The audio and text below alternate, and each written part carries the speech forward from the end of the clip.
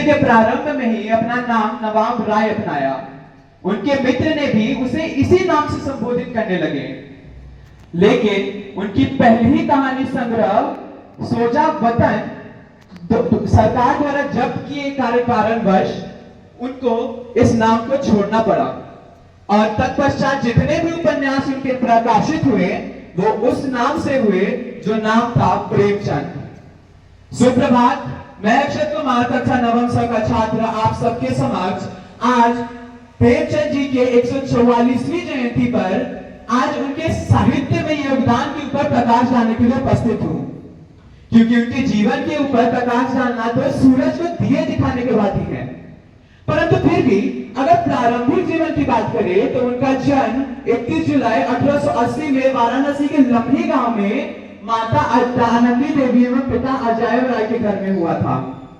सन 1905 में उनका विवाह हुआ और उनके विवाह के पश्चात उनके लेख में सजगता आई और इसी को देखकर उन्हें एक स्कूल का डिप्टी इंस्पेक्टर बना दिया गया।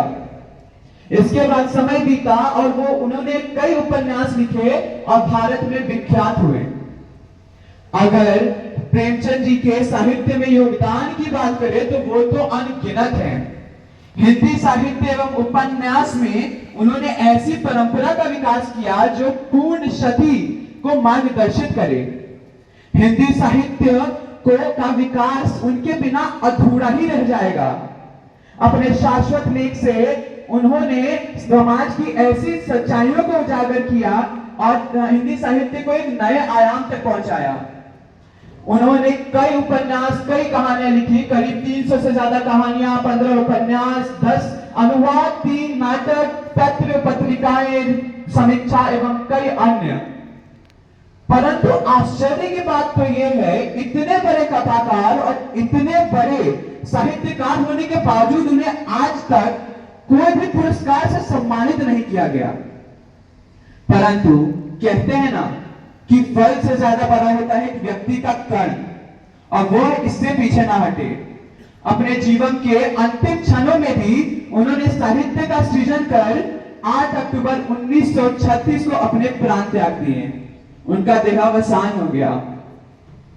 आज वो हमारे बीच में तो नहीं है, परंतु हाँ, हम हर कक्षा में उनकी कहानियां, चाहे वो बड़े घर की बेटी हो, चाहे वो बूढ़ी काकी हो, या फिर अन्य कई कहानियों से लेकर उपन्यास, गोदान, गबन एवं निर्मला, रणभूमि, कर्मभूमि जैसे कई उपन्यास हमें आज भी प्रेरणा देती हैं, जीवन को जीने का शैली सिखाती है।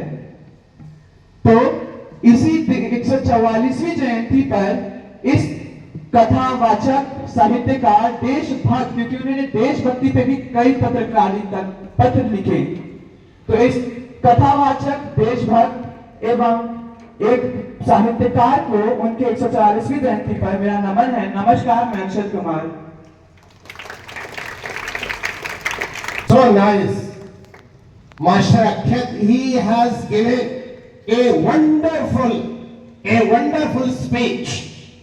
उसके अंदर जो कॉन्फिडेंस था, उसका बोलने का कॉन्फिडेंस था, लगातार continuous efforts. This is called public speaking, leadership quality and communication skill.